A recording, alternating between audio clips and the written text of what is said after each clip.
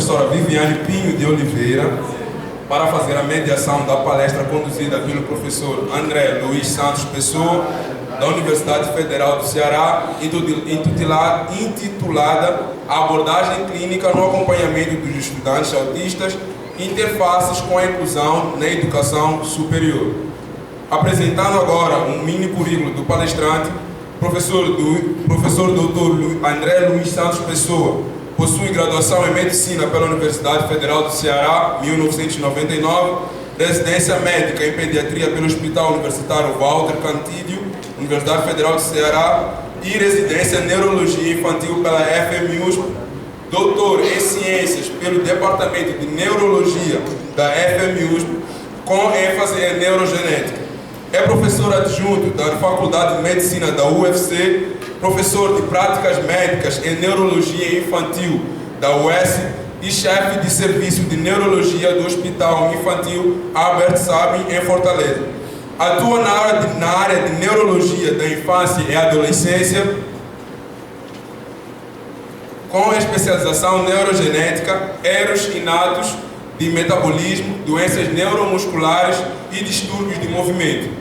Autor e coautor de aproximadamente 90 artigos científicos publicados em periódicos internacionais como New England Journal of Medicine, Lancet, JAMA Pediatrics and MMWR-CDC, com mais de 4.300 citações e índice H24.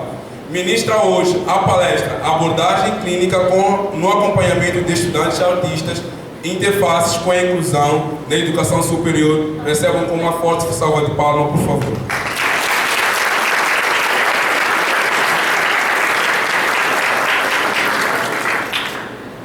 Bom dia, gente. Então, antes do Dr. André começar efetivamente a sua palestra, quero saudar o Dr. André e a todos os professores, técnicos, professores da educação, alunos, e dizer que é uma honra estar mediando a mesa, a palestra do Dr. André, né? Não só porque sou professora da Unilab, tenho um projeto de extensão que trabalha a formação de professores na perspectiva da inclusão, em especial, especialmente o autismo, mas também como mãe atípica, mãe de uma criança autista de TDAH, e inclusive quando recebi o diagnóstico, eu fui buscar nomes, né, de médicos que eu pudesse levar a Rebeca. O Dr. André foi uma das primeiras pessoas mencionadas, mas na época ele é um médico com a agenda muito cheia, né, doutor? E aí na época eu não consegui marcar com ele. Eu tenho eu sou muito feliz por ter essa experiência, né, de conhecê-lo pessoalmente. E até uma historinha que eu acho engraçado é que eu, dentro da minha maternidade atípica, né, eu produzo materiais para mães, enfim. E uma vez eu coloquei no meu story um dos meus materiais e mandei no direct do Dr. André. Eu acho que ele não vai lembrar disso. Mandei no direct para ele.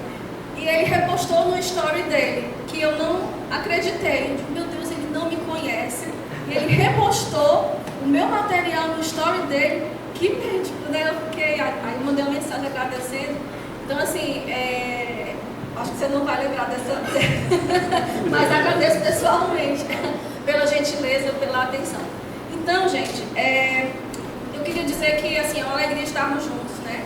Como o Elcimar e a Sinara falaram, nesse momento formativo sobre autismo. Eu acho que a gente tem isso, vem de um histórico, né? O Vicen, ele com essa ação, ele mostra como ele tem essa responsabilidade social, né, marcante na gestão do professor Elcimar. E eu acho que a gente tem um momento de aproximação, né, da ciência, da educação, da saúde, e que isso tudo nos fará ver. Eu acho que através das falas do Dr. André, como da Kedna, acho que a gente tem a oportunidade de enxergar o autismo para além dos estereótipos, para além dos estigmas, né, que se colocam sobre o autismo. Mas a gente vai poder perceber as nuances, né, as singularidades do autismo. E mais do que isso, eu acho que a gente, a partir dessas falas, dessas aprendizagens que teremos hoje, a gente pode trazer para o universo da academia, né,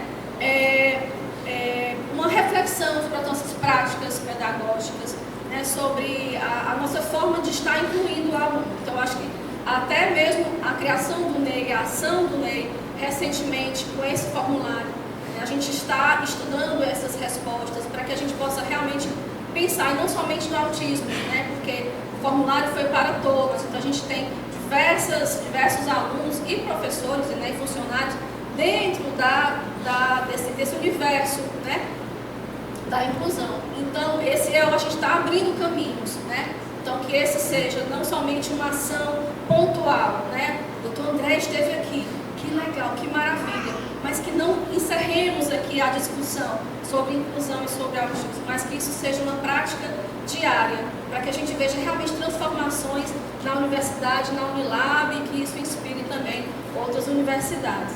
Então, finalmente, sem mais, né, eu vou passar a palavra para o doutor André. Muito obrigada, a sua fala será uma grande riqueza para nós.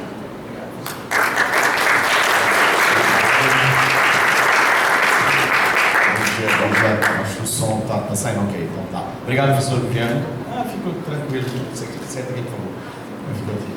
Então, primeiro agradecer ao convite, né, professora Sinara, é uma honra estar aqui e gostaria realmente de parabenizar, né, o colega docente de vocês da Universidade Prima, né, que é a Federal do Ceará, por estar aqui. Então, realmente apreciar essa iniciativa da Unilab, né, e proporcionar esses momentos é louvável, né. Assim, até a professora Sinara deixou bem à vontade de trazer slide, minha vida é dar aula por aí, congresso e tal. Como a gente tem um público assim diferente, e eu mudei, disse, não, vamos falar, conversar, só o tempo que eu tenho para não calcular mais ou menos no discurso.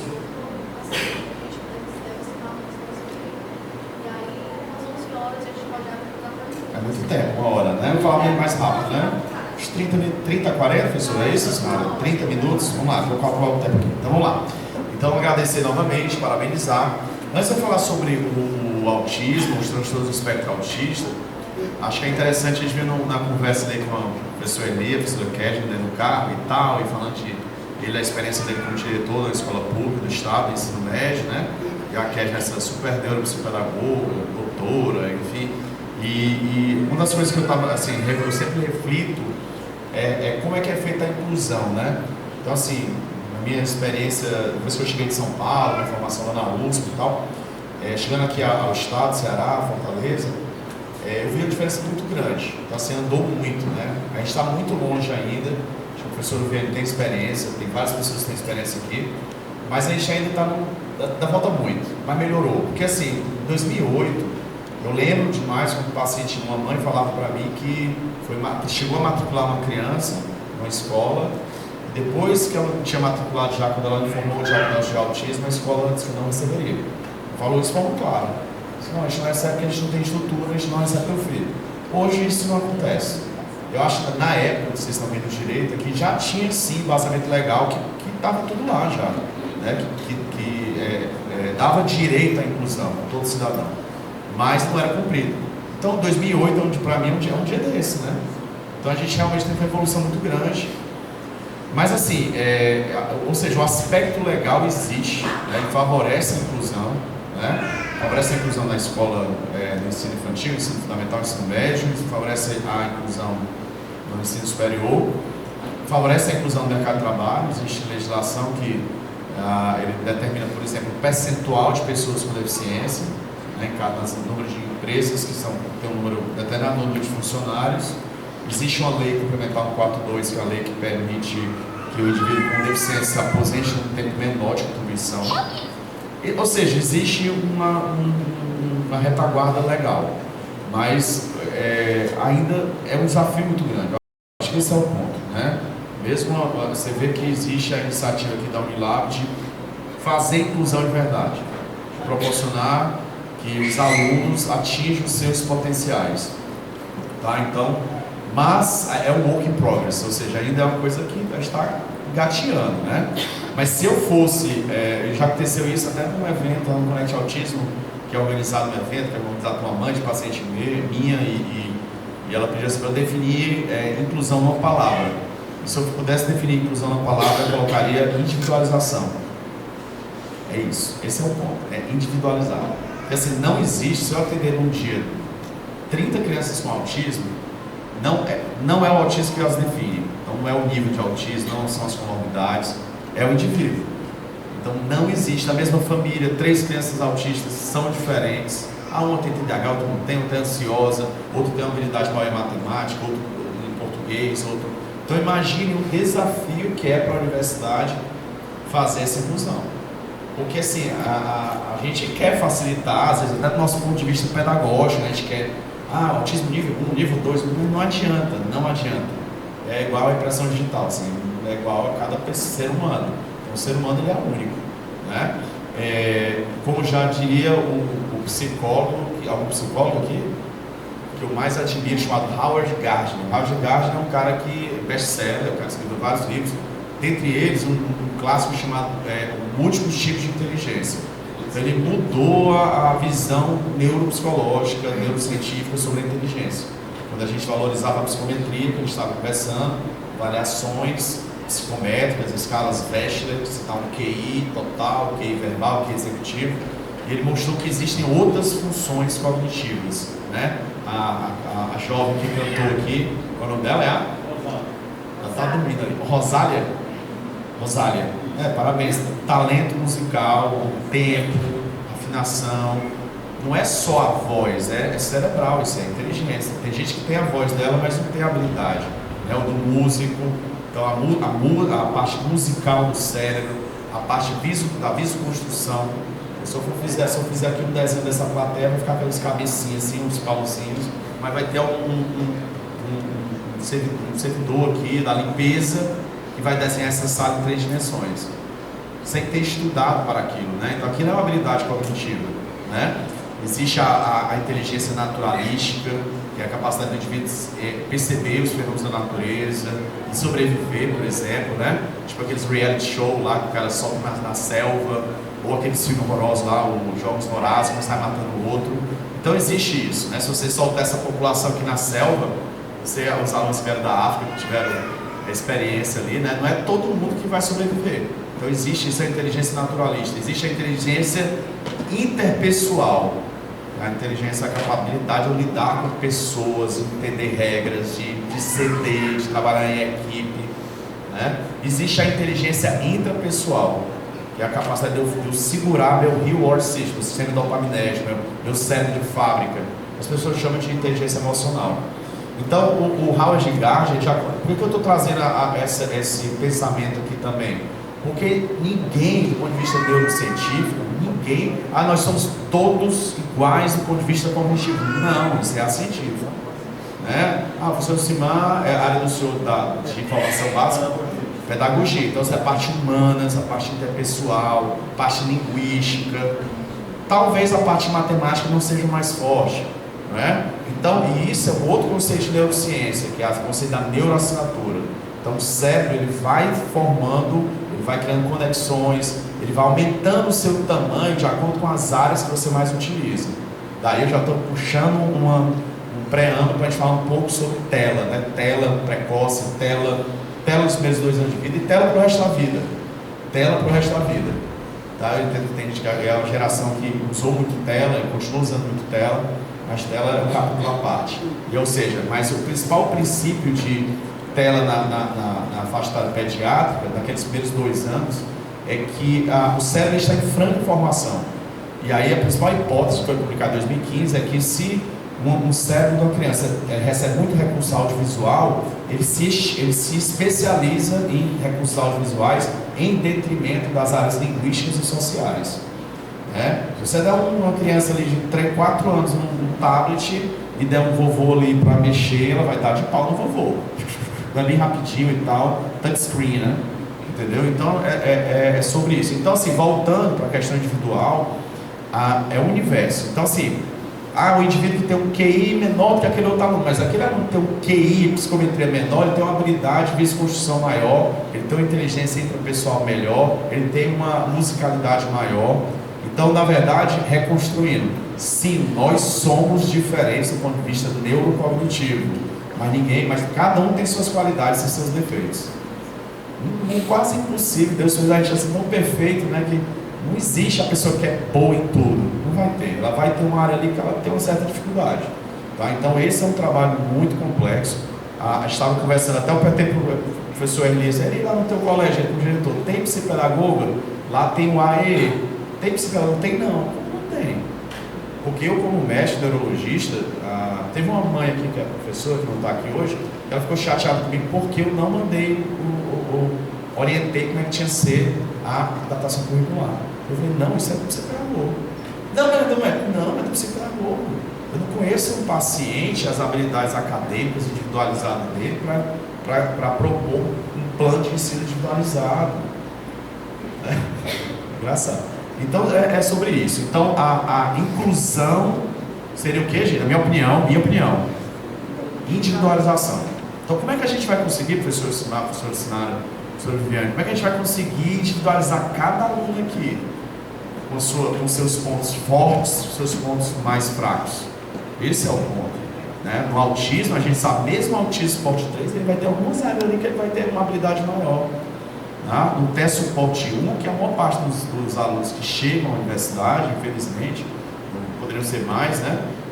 Eles têm algumas habilidades, vou tentar falar aqui, que são acima da média, né? QI verbal, capacidade de memorizar coisas que são do próprio interesse. Tá? Mas voltando então, passar dessa primeira fase, o que seria o autismo, né? A primeira definição de autismo, o primeiro nome, a primeira vez que foi citado foi em 1911, um psiquiatra suíço chamado Eugene Bloyer. Ele citou o autismo como um sintoma da esquizofrenia, ou seja, ele estava completamente equivocado. E esse termo ele foi reutilizado na década de 40 por dois austríacos, né? Um chamado Leo Kanner, um austríaco que estava nos Estados Unidos, na Johns Hopkins, em Baltimore, que elencou 11 crianças que tinham ali uma dificuldade de socialização, movimentos estereotipados, pouco contato, linguagem afetada. Novamente, certamente ele estava lidando com autistas que hoje nós falaríamos que era o nível do suporte 3, né? São os 11 primeiros casos descritos por Leo Kanner em 44. No mesmo ano, um compatriota dele austríaco que estava em Viena, não estava nos Estados Unidos, chamado Hans Asperger, descreveu um outro subgrupo de pessoas que tinham um linguajar diferente, que falavam melhor que a média, tinham um vocabulário acima da média, que corrigiam os outros, que tinham uns hiperfocos estranhos, que sabiam tudo de um determinado assunto, e esse grupo e essa condição que ele descreveu ficou conhecido como a síndrome de Asperger, mas como ele era alemão, austríaco, falava Asperger, mas assim, as pessoas falam Asperger, o Asp, enfim, Asperger, né?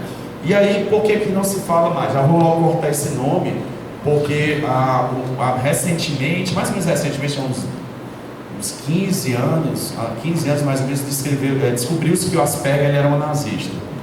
Então ele é um cara que abriu cabeça de judeus, o Asperger, síndrome de Asperger. Então não se fala mais esse nome, ainda demora, a coisa demora a pegar e as pessoas entenderem. Então não existe mais, mas o que ele descreveu, o tempo mostrou, da década de 40, dois austríacos em dois países diferentes, um do bem e outro do mal, escreveram, se tratavam do mesmo que eles chamam do espectro, que modernamente tem sido chamado de transtorno do espectro autista.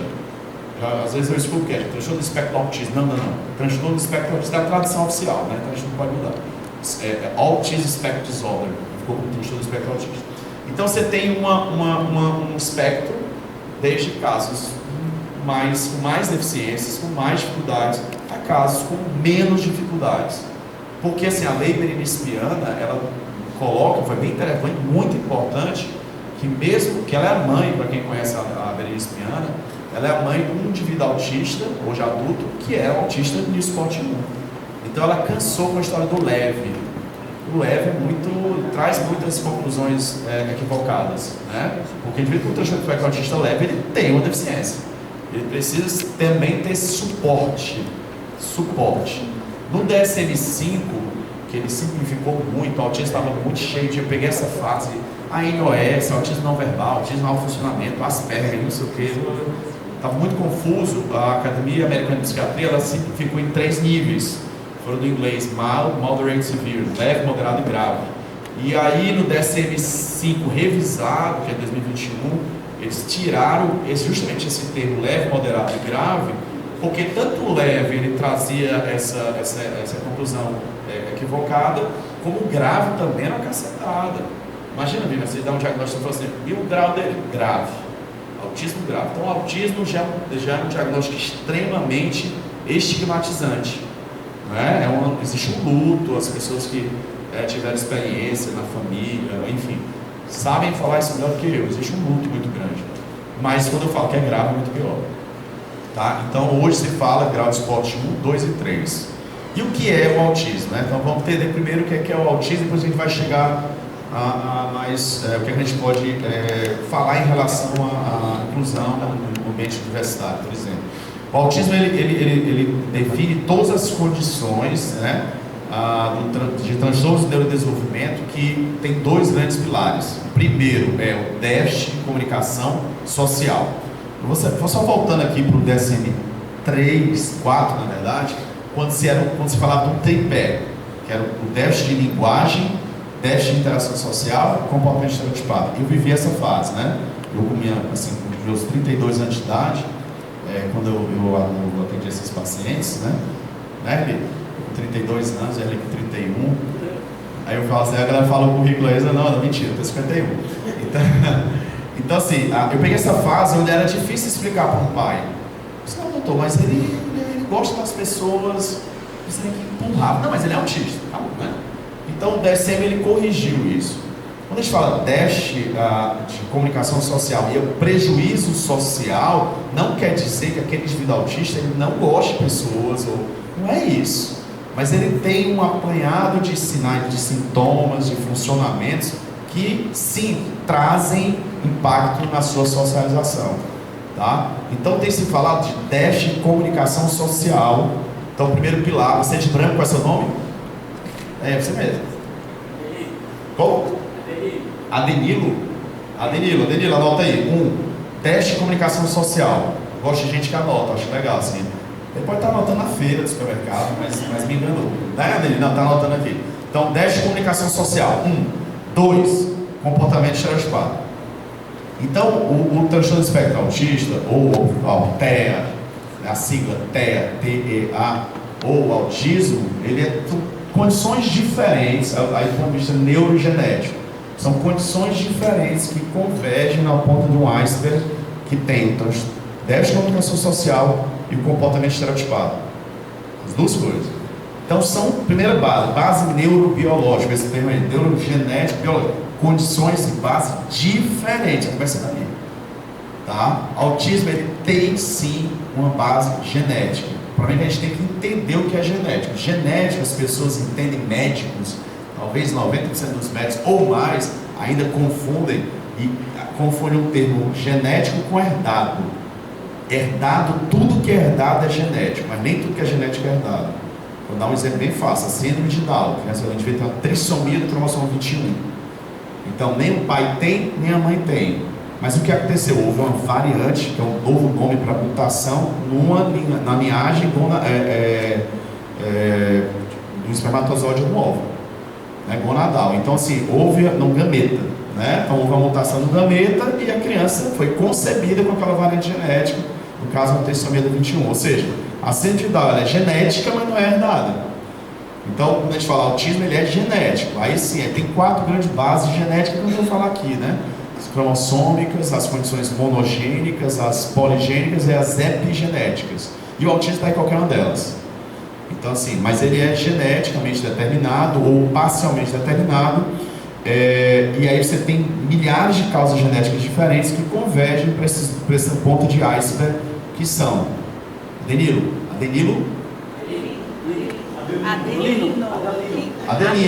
diga aí quais são. 10 de comunicação social. 2.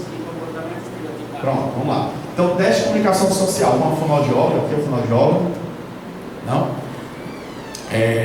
Então você tem assim, a comunicação social, ela se divide em 2 grupos, a verbal e não verbal. A verbal, ela é facilmente aferida, né? Então você tem na comunicação, você tem a área da linguagem, você tem a área da fala. A fala é a parte articulatória. Vou estar aqui falando para vocês e enrolar o R com L, Eu estive no Senado lá com o Romário, né? O ex-jogador Romário, o senador, ele tem uma coisa meio língua mental, ele fala, e aí, doutor, tudo bem? Participei da nossa audiência com ele lá no Senado. Então, assim, é um cara muito inteligente, ele domina ali o Senado, muito inteligente, mas ele tem a coisa fonoarticulatória, não é linguagem. Então, você quer fala. Linguagem, você começa no léxico semântico, que é o vocabulário. Então, a criança que está desenvolvendo, a primeira ela tem o vocabulário. Depois ela vai para o morfossintático, né, que é a conjugação. Presente, passado, futuro, a conjugação verbal, nominal, eu quero, ela quer, né? E aí a criança às vezes tem assim, fala assim, eu quer água. Então ele fala, André quer água, né? Usa a terceira pessoa. Então, morfossintático. E o terceiro é o pragmático, que é a instrumentalização da linguagem. Então usar, são três grandes funções, que é a heurística, que é oi, tudo bem, doutor Vendo, como é que você está? Tudo bem? Com licença, tchau. Né? Heurística, o diálogo, né? Mudando de assunto, às vezes o autista ele começa um assunto, mas ele vai ter dificuldade de mudar. Né? E o terceiro, que é a narrativa, que é contar a história do ponto de vista cronológico. Então, isso é a linguagem. Tudo isso para falar da teste de comunicação social verbal. Então, no autismo, você pode ter sim esse comprometimento. Por exemplo, no autismo suporte 3, você tem comprometimento da linguagem verbal e da não verbal. No suporte 1, o verbal, como eu já falei aqui, pode ser melhor que o nosso. Né? Eu chego no consultório, chego assim, oi, doutor André, tudo bem? Nem olha para mim assim, oi, doutor André, tudo bem? Pegar uns brinquedos lá, os dinossauros, não sei o que e tal, aí. Como se fosse hoje, assim. Acredita-se que, essa frase ficou na minha cabeça, acredita-se que os dinossauros viveram no período Jurássico, mas não sei o que, nossa, está amarrado, esse demônio ali, não é brincadeira. Né? Não é brincadeira, de Deus. E aí você vê como é que o menino fala daquele jeito. E às vezes você vê a mãe e o pai não falam daquele jeito. Então, assim, há isso é um aspecto, né? A criança desenvolve essa área linguística melhor, corrige, né? Eu já tenho experiência, o autista na família, menina que corrige, ó, mãe, tá falando errado aí, ó. Fala errado, tá corrigindo a forma de falar. Mas aí, como é que esse menino suporte 1, como é que esse menino se enquadra no primeiro critério? Se ele fala melhor do que a gente, se ele fala de forma pedante, professoral, científica, né? O pessoal gosta muito daquele serial Big Bang Theory, né? Que é do Sheldon, né? Vai ter um pequeno Sheldon. Quem não assistiu aí o Sheldon? Eu assisti muito. Quem não assistiu? Mauri assistiu, né? Ou então, aí uma mãe passou, eu estou viciado no Big, né? Good Doctor, né? Então eu só assisti por cima. Também, assim, é caricato, meio Hollywood-like, né? Mas é mais ou menos aquilo ali. Ou seja, é interessante para mostrar, sim, que o teste suporte 1 pode ser um médico excelente, pode ser um cientista, um doutorado, pode dar como é o Sheldon, entendeu? Um astrofísico e tal. Pode, né? E aí, mas como é que eles entram na primeira definição, Adenildo? Primeira definição, porque não é o verbal, é o não verbal. E o que é a linguagem não verbal? É perceber, a professora está gostando do que eu estou falando. Eu já me questionei, sou autista, eu decoro nomes, eu decoro endereço de paciente sem querer, genes, mas não é. Não, mas eu tenho essa percepção aqui. Perceber que eu estou incomodando com malícia, no sentido. Então, isso é a comunicação social não verbal. Então, lá atrás, aí tem a questão do contato visual. Contato visual é uma comunicação. Né? Se eu chegasse aqui, né, assim, óbvio que a gente tem, por isso que é interessante, né, trazer essa informação. Porque, você como professor, você como técnico administrativo, pode chegar um aluno para você e falar assim, oi, tudo bem? Como é que eu preenchi aquela ficha? Tá, tchau. Aí você como técnico administrativo, você decide, é técnico administrativo, você está de braço cruzado, viu quando eu percebo assim, ó? O Edvan, e ele sabe até de costa, é pior que ele me humilhou, ó. Eu apontei, ele sabe até para quem eu estou apontando, né? Então, Edvan, então, pode acontecer, por isso que é importante sim que todos os setores da universidade estejam aqui, todos são muito importantes. Porque o Edvan chega assim, esse cara é mais educado, né? Esse cara é metido, né? Entendeu? E a gente sabe, eu trabalho com atendimento e trabalho em alguns outros órgãos paralelos, não vou falar aqui, mas quando você não trata bem a pessoa que está te atendendo, o atendimento é pior.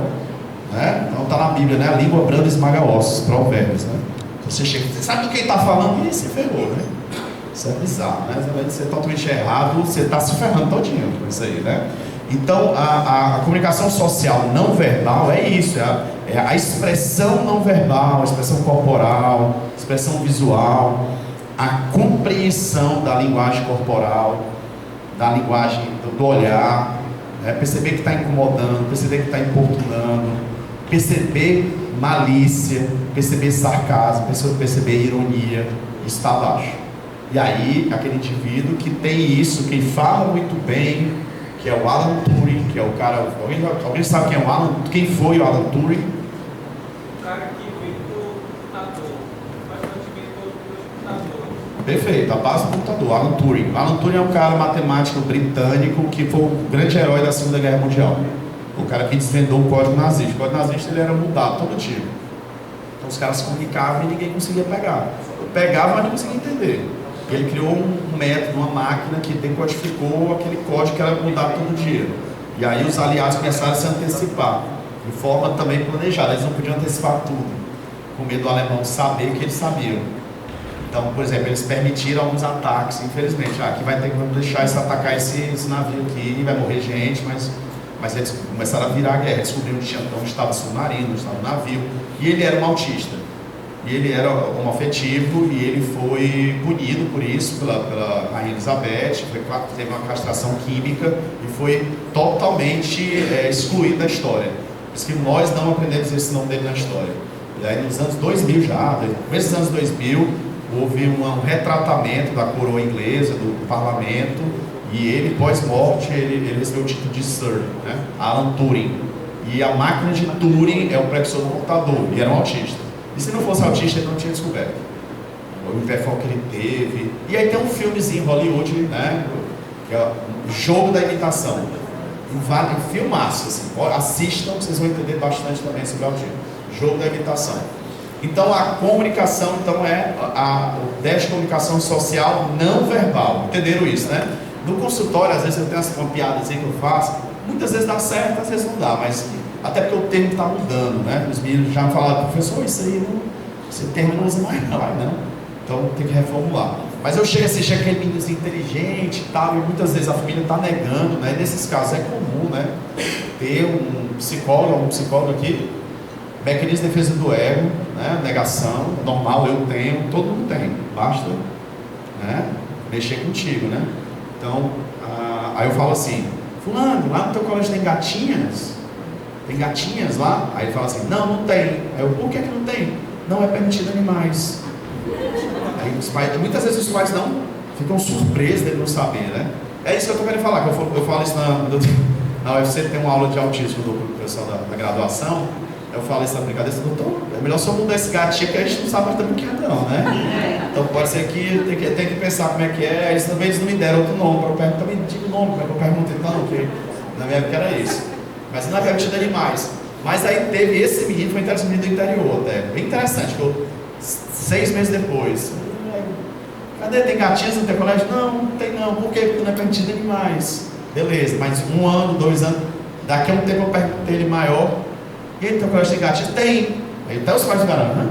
Tem a Maria Clara, Ana Sofia, não sei quem, Paloma, Paulo, não sei quem, não sei quem, não sei quem. Então assim, também não é definitivo, o indivíduo vai desenvolver aquilo ali, mas ele tende a ser. Então se eu não tenho a percepção da comunicação social não verbal, eu tendo a ser mais ingênuo, mais puro, mais verdadeiro, tenho dificuldade de mentir, tá? E a segunda parte, Adenil? Qual é? A segunda? Então a primeira parte vocês entenderam. Pode ser tão sério, pode ser tão impactante que o indivíduo tenha déficit de comunicação verbal, ele tem dificuldade de desenvolvimento da linguagem, fala ou só linguagem, tá? Ou só fala, ok, pode ser também. Mas ele pode ter só o déficit de comunicação social não verbal, né? Ou seja, tem uma linguagem erudita, elaborada demais, mas tem a dificuldade de percepção, de linguagem não verbal, beleza? E a segunda parte? Comportamento estereotipado. As pessoas confundem muito comportamento estereotipado com estereotipia, são duas coisas diferentes. Estereotipia é um distúrbio do movimento, na neurologia. Nossa, assim... É um diagnóstico diferencial com tique, né? Tique não é tique nervoso, não, gente. Tique motor, tique vocálico. Tique sem C, né? Com Q. T-I-Q-U-E. Tique. O tique é um movimento que existe fisicamente. Existe. Mas eu faço um fisicamente de forma automática. Ele começa com um movimento voluntário e vira involuntário. A estereotipia é um movimento sem finalidade, que tende a aparecer em momentos de ansiedade, de tédio, de excitação, tá? Então é um momento que meio que difícil, você não vai conseguir descrever. Existe, o mais comum de todos é o flapping, né? Essa flapping que remete a bater asa, né? Mas tem de todo jeito, assim, os pais me mostram, tem de todo jeito, de mão assim, esfregar as mãos e tal. Então, estereotipia. Mas o comportamento estereotipado não é isso. A estereotipia está dentro desse subitem. O comportamento estereotipado é previsibilidade comportamental. É você entender, o paciente faz aquilo. O manual de instrução ele é menor, né? A Sinara é casada com o pastor Keila, né? E você quantos anos de casado já? 22. Até hoje estão se conhecendo. Então, o manual de instrução da gente é muito amplo, né? No TEA, esse manual é mais previsível também. Então é o comportamento estereotipado. Então assim, você sabe o que ele gosta, sabe? Ela já sabe, tipo assim, vou chegar naquele ambiente, vai ter barulho, ele não vai gostar. Ele vai chegar ali, ele vai querer comer aquilo. Se eu estou indo aqui para o colégio, numa rua, estou indo aqui, estou levando ele para o colégio. Se eu mudar o itinerário, ele vai se incomodar. Então isso é o comportamento estereotipado. Então dentro desse grande guarda-chuva cabe muita coisa, né? E também o transtorno do espectro autista. O jovem que estava fazendo a apresentação, cadê ele? Me chamou,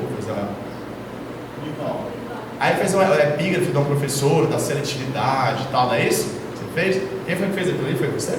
Foi que escreveu o que ele falou? Não, aquilo ali, eu postei nas minhas redes sociais, são várias frases, não são minhas, são das redes sociais. Então, mas foi você mas que citou. Mas que cabe na minha rotina, né? Na minha casa. Mas e aí eu coloquei, aí ele citou como se fosse... Não, mas eu queria elogiar, então era elogiar, né? Mas é isso, então assim, dentro do... Não é bem comportamento estereotipado, fica dentro também, por quê?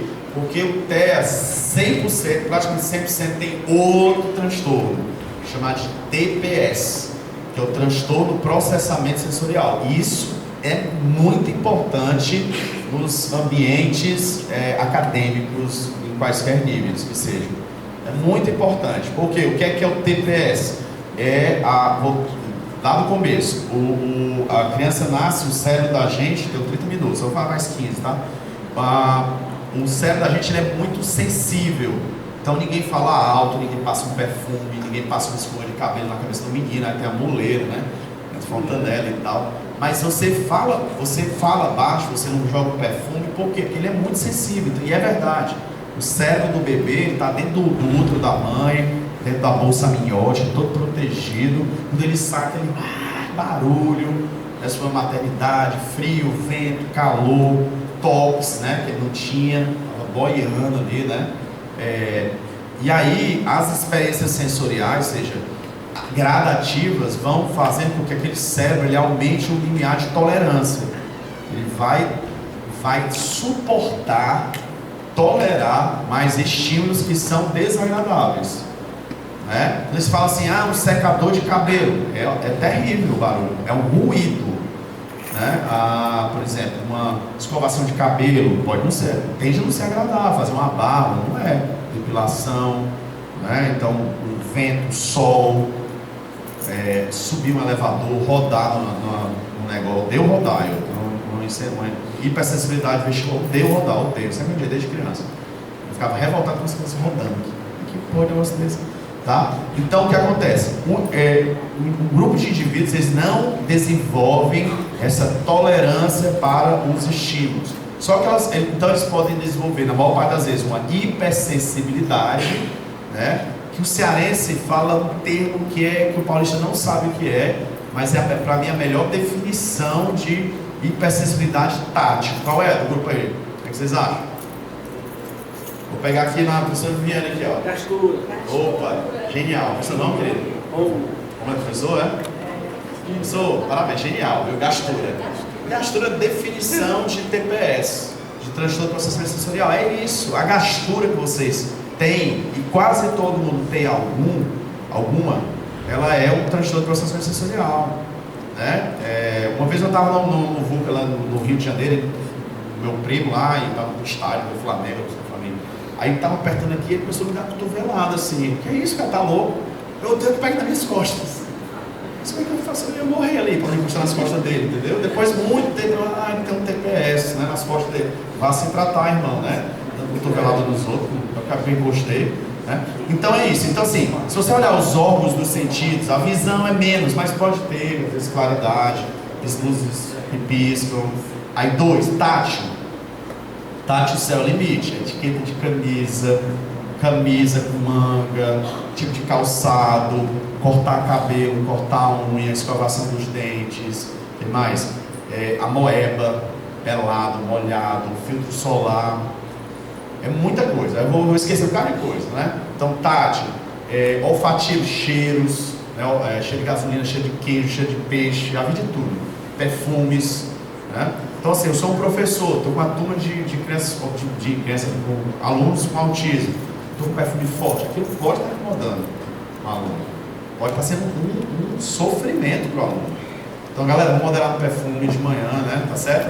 Em São Paulo, esse ano passado o pessoal não tinha o que fazer, eu pensei assim, mas me deram o título de cidadão cearense. Assim, rapaz, ali comunicaram, assim, o governador tem uma lei estadual, esqueci o nome da lei lá. André Luiz, porque eu nasci no Rio, né? Então é reconhecido como cidadão cearense. Mas o governador tem o que fazer, não negócio assim, eu fiquei meio errado com isso, né? Mas por que eu estou falando disso? Eu ia falar porque tinha uma coisa a ver, esqueci. Mas assim, a parte olfativa, cheiro, barulho, dos mais comuns. Já cheguei lá, barulho. Então assim, esse eu acho que é o primeiro mais prevalente, que é ruído. Né? Ambiente com ruído. E é interessante que os pais falam assim, doutor, mas meu filho ele escuta música. Não, estou falando de música, estou falando de barulho. Né? A música ela é binária, ela é matemática, né? Aquele som ele tende a ser agradável. Você pode até não gostar do estilo, mas o barulho incomoda muito. Aí acho que a Kelly está querendo falar de seletividade, é isso? Seletividade eu deixo por último. A seletividade, mas assim, a seletividade eu coloquei por último porque ela é um mix de todos os sensoriais, né? Entendeu? Assim, porque tem um visual, tem paciente que tem mãe que fala assim, André, só come comida, não come nada verde, só come tem que ser verde, amarelo, dessa cor, a carne tem que ter essa cor, senão ele não come. Cor é menos comum aí. Paladar é algum sentido, né? Olfato, cheiro da comida, tátil, a textura da comida, a temperatura da comida, tá? Então é uma dos TPS mais complexos. Do ponto de vista da abordagem clínica, a gente sempre caminhou, e ainda é o profissional que puxa essa terapia, são os terapeutas ocupacionais, e existe uma certificação, uma metodologia chamada de integração sensorial de AIRES, que eles basicamente vão expondo de forma gradativa e estudado. Por exemplo, tem a gastura, ao toque, ela vai passar uma esponjinha devagarzinho, ela vai mudando as texturas, e daqui a pouco, ou seja, ela vai criando experiências sensoriais para dessensibilizar. Na seletividade, isso é muito mais difícil. Então, assim, a experiência clínica mostrava que, olha, esse negócio difícil. E aí, nos últimos 5 anos, no mundo todo, eles meio que solucionado com o incremento da terapia nutricional. O que é terapia nutricional? É uma nutricionista que vira terapeuta, que vai trabalhar com a criança, ela vai colocar a criança para preparar os alimentos. Então, antes de comer, ele vai pegar, vai sentir o cheiro, e aí isso sim associado, tem se mostrado por evidência, a abordagem mais eficaz para a seletividade alimentar. Ou seja, teórica tem que ter, agora são pouquíssimas nutricionistas com essa certificação em terapia alimentar, e encarece mais ainda, né? Pois bem, assim, então, em relação ao comportamento estereotipado, a questão dos hiperfocos também, né? Da rigidez comportamental, de rigidez de rotina, de comportamento, hiperfocos, né? Que tendem sim a mudar. A criança, de uma forma geral, é bem interessante que existe uma linha mais tênue na criança. Por quê? Porque a criança, primeiro ela gosta de previsibilidade.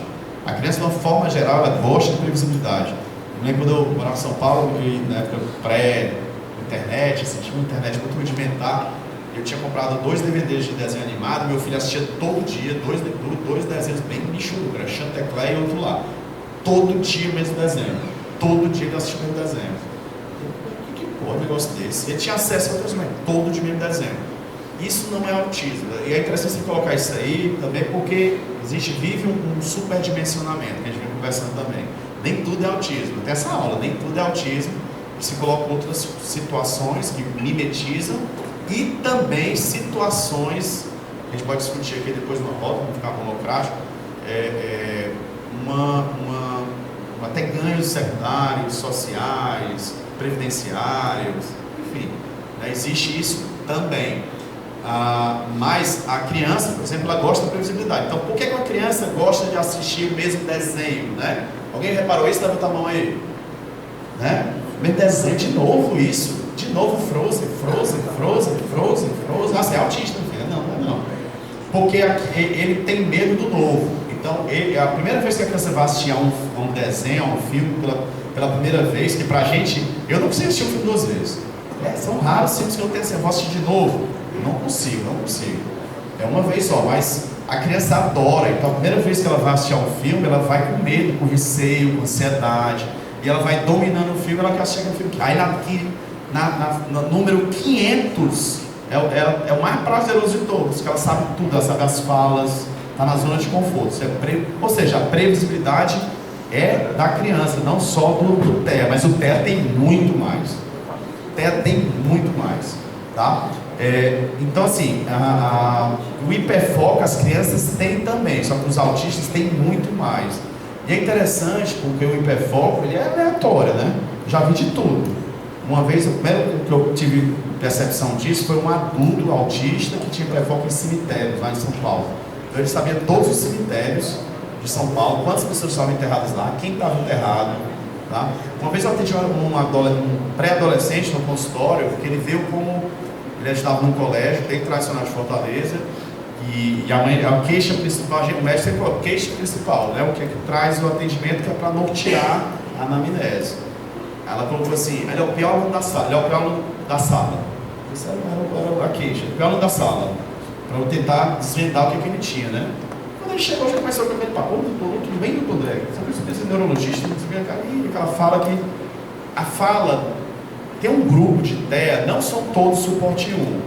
Então o nazista, ele tem razão. Dentro do suporte 1, tem um subgrupo do nazista. Então você pode ser um suporte 1 e não ter essas características. Tem isso. Mas ninguém fala o nome dele porque ele era nazista. Quem mandou dizer, né? Não, entendeu? Mas tem um subgrupo de TEA suporte 1. Ou seja, não é todo TEA suporte 1 que vai ter essa linguagem acima da média ou essa linguagem professoral. Mas quando tem... Para quem tem experiência no atendimento, talvez mães, né, a Kesna, né? Você percebe no elevador, eu estou no Iguatemi, o moleque fala assim, não sei o quê. Aí aquele caça, não sei o quê, o HP, não sei o quê, ele dá assim, eu estou bem aqui, tem um autista aqui atrás, né? Eu vou olhar, né? Cidadão, né? Criança, ser humano, adulto, adolescente. É uma característica dele. Mas você consegue, pela forma de falar, você consegue identificar, não é? Nesses casos, tá? E aí voltando ao caso desse paciente, ela falou assim, é o pior aluno. Então, vocês percebem o paradoxo? Aí fala super bem, daqui a pouco você, ele tá com a mania aí de tubarões. Tubarão? Um animal? Não, um filme. É? Aí como é que é? Aí ele, não, tubarão, vou começar pelo tubarão 1978, do Spielberg, e ganhou o Oscar, não sei o que, teve tantas mortes. Não, peraí, ele não é elaborado. Eu já abri aqui o Wikipedia, né? Abri e comecei, né? E o 2? O 2 é de 1981, o diretor era não sei quem, o orçamento. Rapaz, eu descobri que tinha até o 6, o Tubarão 6. Já era um orçamento assim de R$200. Já era o cara com a barbatana dentro do rio aqui na Carapa. E continuou, o Tubarão foi embora. Ele foi caindo assim, ó. Primeiro foi o Oscar, foi embora. Tubarão voando, sabe? Não é isso, Tubarão. E aí ele sabia tudo. Aí a mãe falou assim, não, doutor, mas ele passa o dia vendo isso. Mas se fosse eu não ia conseguir decorar tudo isso não, né? Eu decoro, mas eu falei assim, não. Eu não decorava tudo isso não. E no final das contas, ele era um autista e era um TDAH. E ele era o pior aluno da sala. Dado o diagnóstico, feito os encaminhamentos, as terapias, comecei um medicamento para atenção. E 6 meses depois, o moleque voltou com a camisa cheia de estrelinha. Doutor, ele é o melhor aluno do colégio, não emocionada. E quando eu falei que ele era autista, você imagina a mãe que chegou, ela chegou, tipo assim, no máximo esse menino vai ter um TDAH. Isso faz um tempo, já vai uns 15 anos. Que hoje eu acho que, né, com esse aumento de conhecimento, eu acho que não aconteceria.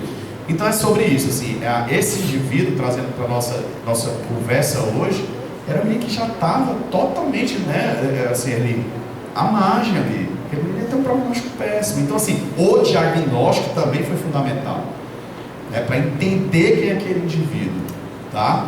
Então, basicamente, são esses dois.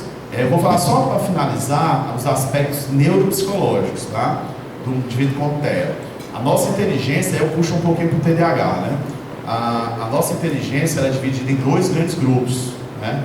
Que é o QI verbal e QI executivo. Então, mas não é só QI verbal, não, dentro do QI verbal tem dezenas de funções cognitivas, dentro do QI executivo tem dezenas de funções cognitivas.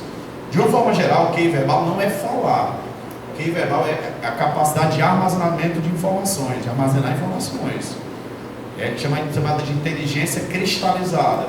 E existe o QI executivo, que é o quê? Que são as funções cognitivas que nós usamos para atingir metas. Por exemplo, programar tudo isso aqui, né? Professor ensinar, professor estimar, o horário, como é que vai ser, a logística, quem vai chamar, quem vai pegar o André, o Eli, a Kelly, né?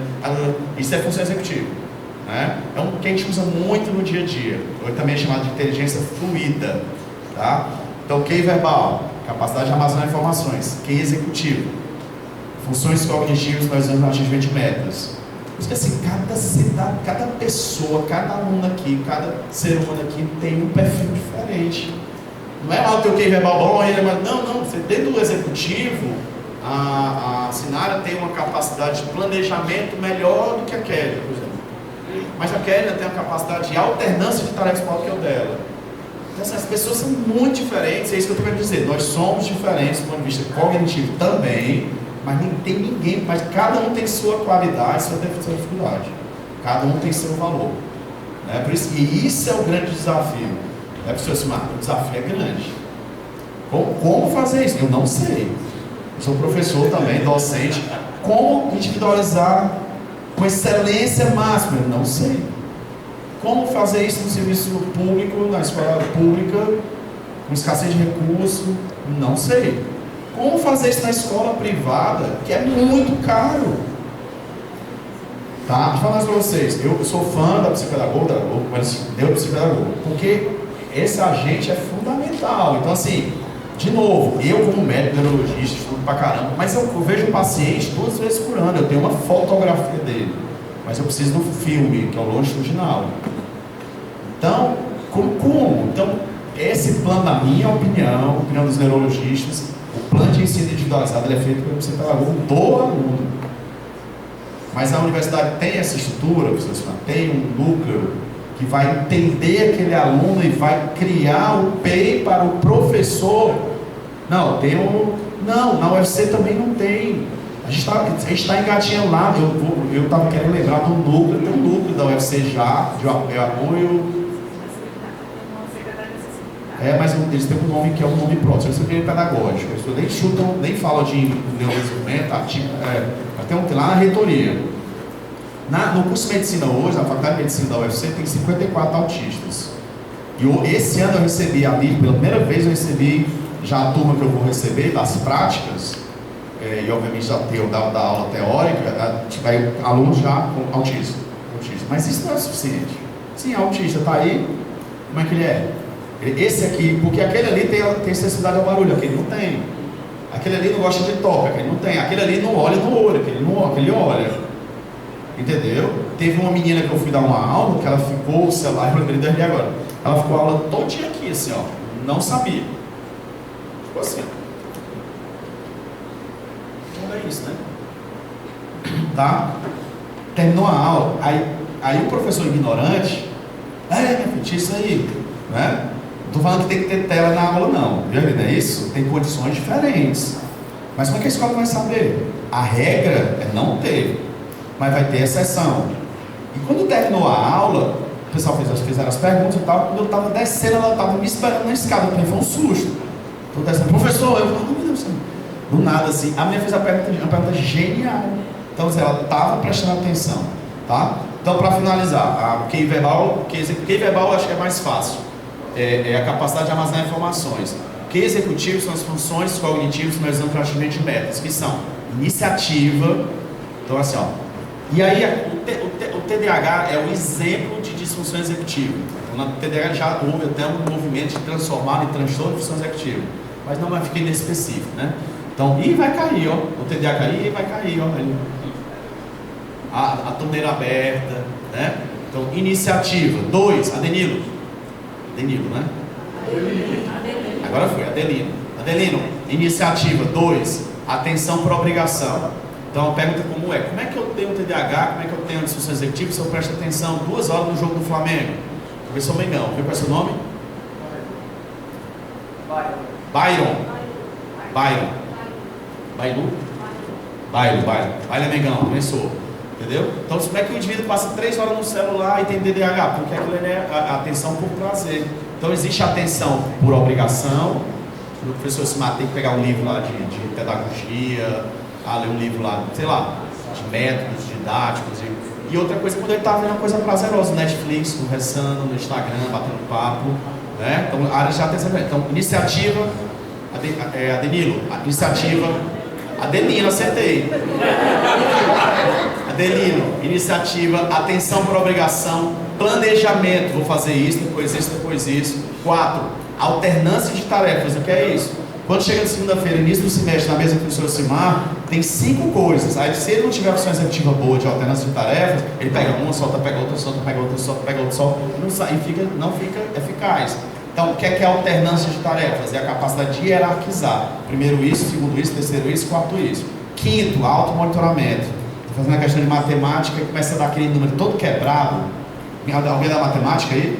Dá um número todo quebrado. Quando é número todo quebrado, assim, tá errado. Aí eu já voltava.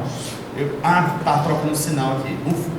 Vai dar certo. Então, automonitoramento, estimativa de tempo. O professor está agoniado, eu estou percebendo, eu estou batendo aqui, mas tem 49 minutos, eu dei um, estou acabando.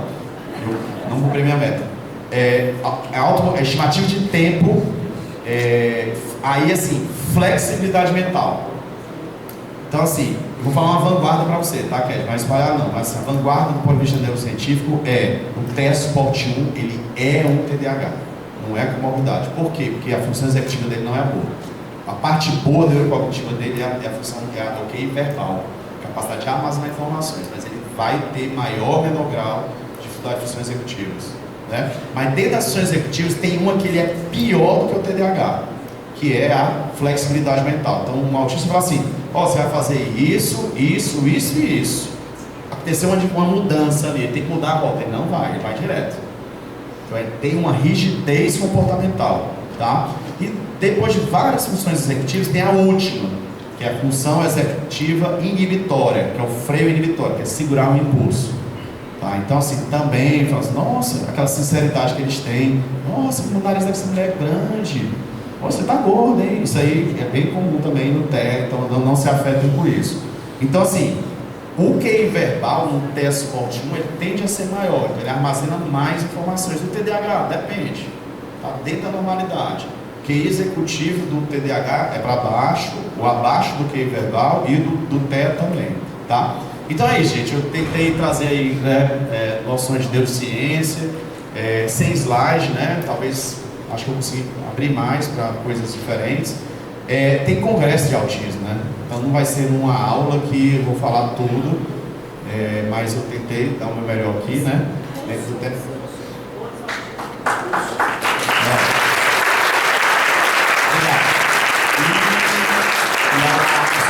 Ela participou, assim, a professora Sinara fez o nosso curso no ano passado, curso de 40 horas, certificado pela UFC. Ele é pesado, né, Sinara? Porque eles são 7, 8, 9 dias à noite, tá? A professora Sinara foi lá, a professora Kétia foi convidada para falar, mas faltou a aula dela, nem recebeu o diploma, né? Tu recebeu o diploma, Kétia? Não, bem, não. Então tem uma presença mínima para você ganhar o diploma, mas a gente entende a rotina das pessoas, as pessoas podem assistir 6 aulas em vez de 8, não ganhar o diploma de 40 horas, porque 40 horas é uma certificação pela UFC, é sério isso, né? No meu currículo que o jovem falou, estava errado ali de novo, eu esqueci, são 140 publicações, mas curso que eu fiz, os 3 só, porque eu dou os cursos, faço os cursos, mas não tenho um certificado, e na hora da prova de título conta quanto 40 horas conta com prova de título. Então é um certificado que a gente faz com todo muito prazer. E a professora Sinara lembrou, é pelo Instagram do NEP, ou o meu, eu não vou falar, o meu vai ser autorreferência, não tenho interesse nisso, mas meu André Pessoa, DR André Pessoa no Instagram, aí lá tem o NEP. NEP é NEP, que é o Núcleo de Extensão e Estudos da Pediatria da Universidade Federal do Ceará. Então esse curso vai ser agora em abril, ainda tem vagas, mas esgota. O pessoal deixa ali para a última semana, esgota e acaba mesmo, porque a gente não tem um limite máximo, acho que era de 100, tá? E é aberto, não é para médico, é para todas as áreas. E a professora Sinara, a professora Kelly, nos agraciaram com a presença delas, e esse ano vai estar melhor ainda. E eu estou já fazendo um convite, professor Sinara, pensei no carro, né, de fazer um momento do papel do colégio, do ensino médio, na inclusão. Aí eu chamo o professor Erli para palestrar lá um dia. O papel da universidade, vou convidá-los também, o professor Simar, a professora Sinara, esse ano para ser palestrante lá. Viu? E é isso, tá bom? Agradeço a presença, peço desculpa, tá, professor Simar, mas foi menos de uma hora. 50 minutos.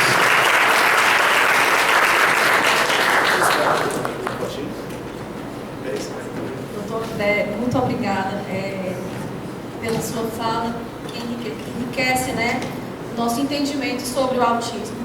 Em diversos momentos aqui, na fala do doutor André, assim, eu vejo a minha rotina, né? Isso faz parte do meu dia a dia. Só que para muitas pessoas que não convivem com autismo, tudo isso pode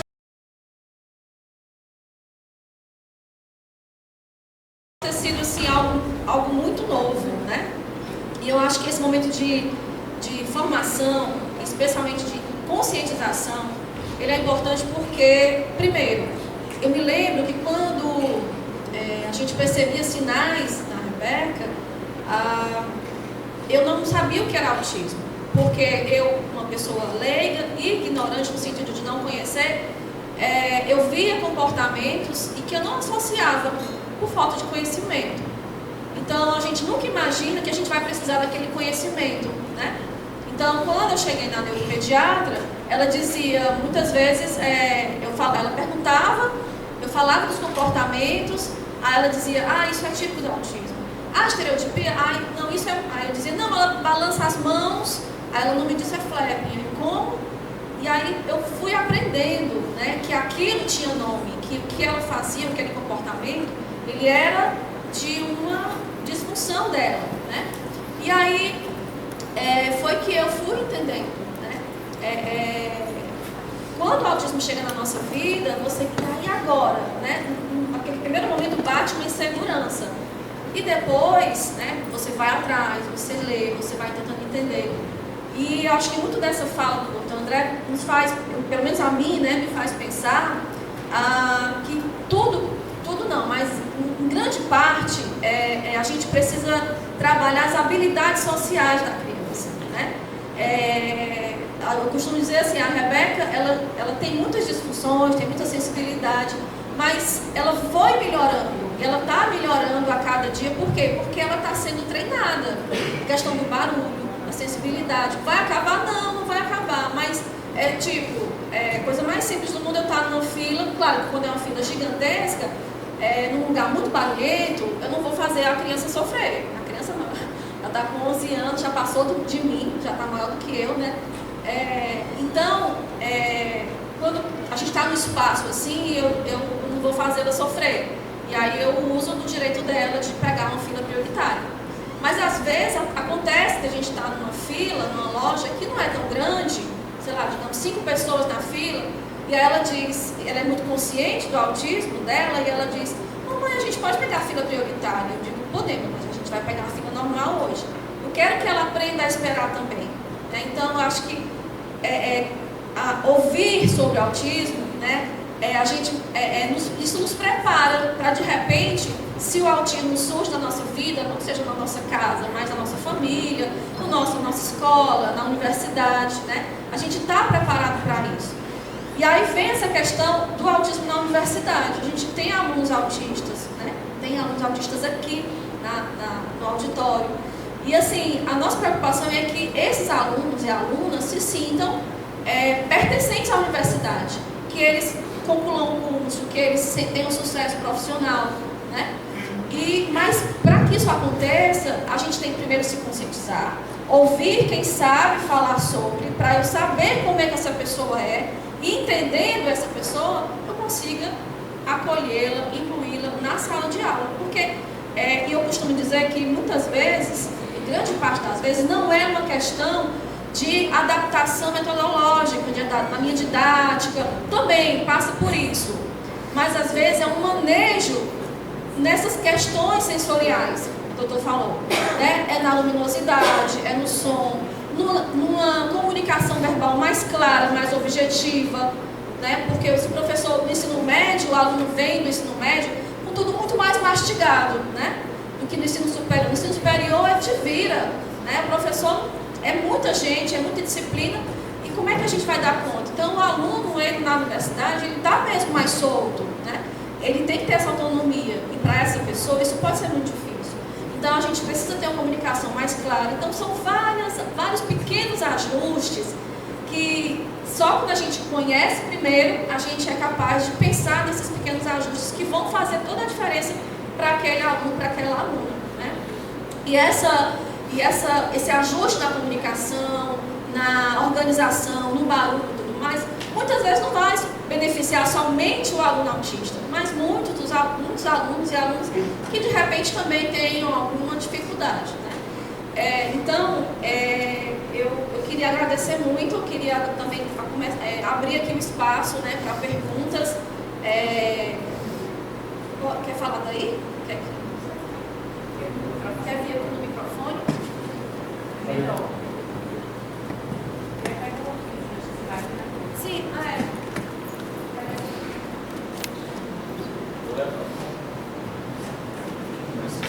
Olá, bom dia a todos e a todas. Sou a professora Virgilane, do curso de Ciência Química. E agradeço imensamente esse momento, organizado pela professora Simar, professora Sinara, a presença do professor André e a palestra que ele deu, com muitas informações, mas de uma forma muito clara, muito fácil de entender, e esse momento é muito oportuno. A minha pergunta, doutor André, é com relação à questão do autismo, que ele era muito voltado assim, para ser uma deficiência de homens, Hoje ainda 3 a 4 vezes mais diagnósticos em homens, Eu fico um pouco pensando, será se esse dado é real ou é a questão do mascaramento em mulheres, o subdiagnóstico em mulheres, e se tem pensado nessa questão, nesse olhar mais atento para as mulheres, a questão da medicina. Então, seria essa.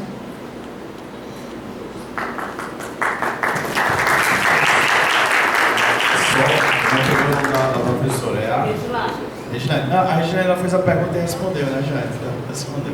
Então, assim, a literatura fala de 4 para 1, ou seja, 4 meninos para 1, 3,5 para 1, enfim. Mas a crítica é essa, certamente tem esse mecanismo chamado, que chama em inglês masking, o mascaramento. O cérebro, existem diferenças no cérebro masculino e feminino, não tem um melhor do que o outro, mas existem sim características peculiares do ponto de vista neurocognitivo.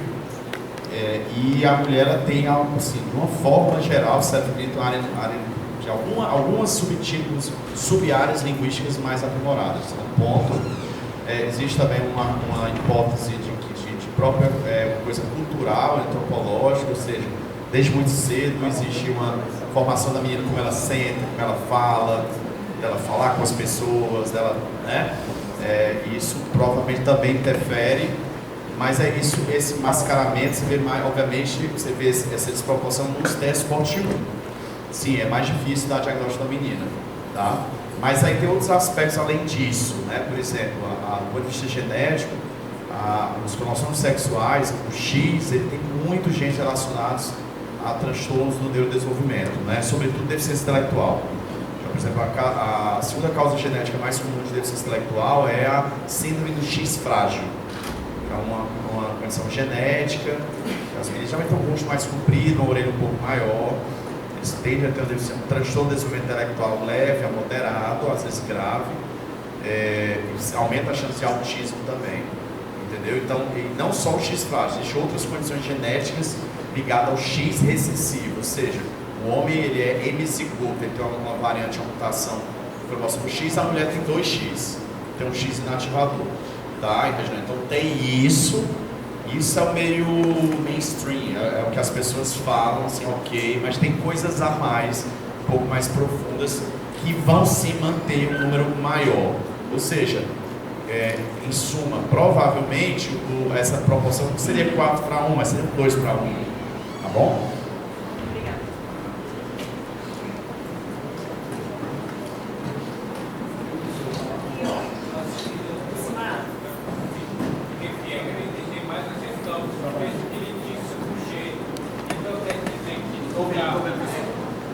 Então, quer dizer que o cromossomo X está ligado à transmissão do autismo? Boa pergunta, né? O X, ele está, como eu falei, qual é o teu nome, querido? Vinícius. Não só autismo, né? Como também outros transtornos do neurodesenvolvimento, né?